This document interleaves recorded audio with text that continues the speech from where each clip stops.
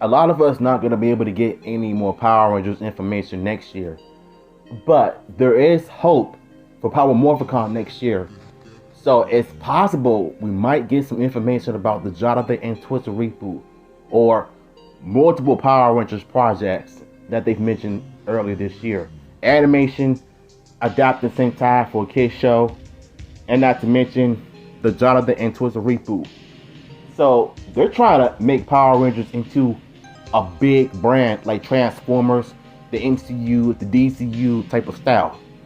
But Jin Saku once again actually commented on something about the Power Rangers reboot, and I'm not mad at him on this one like I was the last time, but this time I'm gonna let it slide for this one. To be honest, I think the Power Rangers reboot will surprise a lot of people, honestly.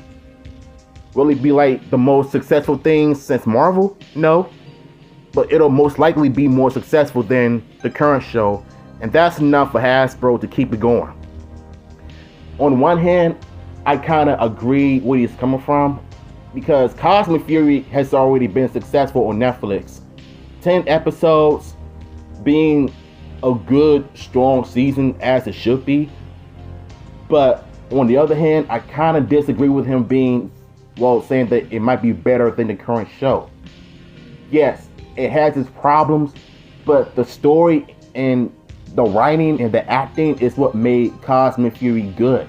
Unlike Dino Fury, Cosmic Fury pretty much provided us with great episodes, but without the morals, lessons of the day, the comedy duo, no filler. It gave us so much good. Each episode of Cosmic Fury felt authentic, felt genuine, unlike the previous installments. But needless to say that Power Rangers and Marvel do have certain things in common when it came to Stan Lee and Toei, because if y'all remember back in 1978 when Stan Lee and Toei were working together to create Battle Fever J, because Battle Fever J was Marvel's first produced TV show. Then came Danger Man, then came Sun Vulcan, and you got like 3 projects that were based off of Marvel, because the 3 Sentais had like Marvel Rangers, but with Stan Lee and Toei working together until they parted ways to create more of their own original series, original heroes. But it doesn't have to be like the MCU style in terms of like Marvel's adventures, like how they were first introduced in the MCU. But honestly, I wouldn't be surprised if it actually worked. But that doesn't mean that it can't work if you do it right, But as far as like the reboot goes, you really don't have to completely get rid of Mighty Morphin Power Rangers unless you get some of the actors who know martial arts and dances. Like, get actual actors with sports backgrounds like martial arts and dances and gymnastics. If you get that with the Power Rangers reboot, but tell a unique story with character backgrounds, but make sure it makes sense and have plenty of martial arts and tokusatsu action, which unlike the 2017 Power Rangers movie, we didn't get none of that at all.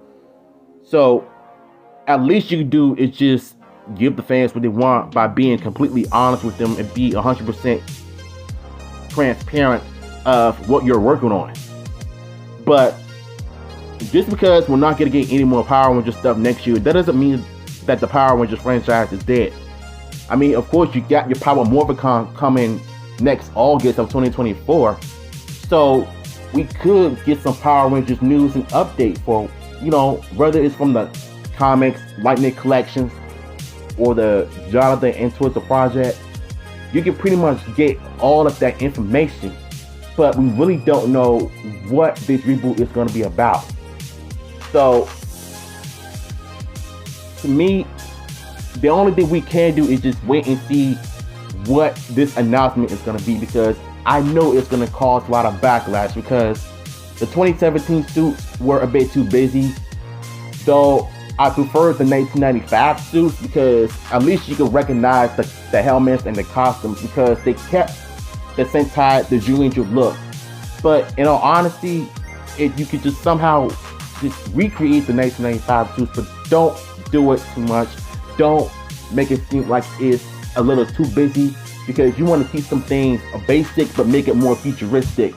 And make sure you add the neck parts a bit white because even though I did like how the fan art looks, but it's not official. So honestly, that image alone could be the result of the Power Rangers reboot, but we really don't know what each of the powers represent, what theme it's going to be about. Is it going to be animal theme, dinosaur theme? But honestly, I would pretty much prefer for them to actually make it a dinosaur theme, like Red T-Rex, the Black Mastodon, the Blue Triceratops, the Yellow Saber-Tooth Tiger, and the Pink Pterodactyl. But what Jonathan and Torture said about Tommy being the leader of the reboot, it doesn't make any sense because Tommy came in later, not in the beginning of season 1. The Red Ranger was always the leader. I don't know, it's just something about that kind of bothers me a little bit though, because I know they're trying to honor Jason David Frank of all he's done for the Power Rangers though, but you have to remember, you have to also understand that the Red Rangers will always be leader, regardless. But at the end of the day, you know, these are just some of my opinions of what I think alone. And I'm going to continue to talk about this until everybody understands where I'm coming from with this. But you know what though? Like I said, you don't have to be like the MCU. You don't have to be like Marvel, like the Marvel's Avengers. You can just be your own thing or just be inspired by it. Because at the end of the day, the Power Rangers 2025 will be out in the future.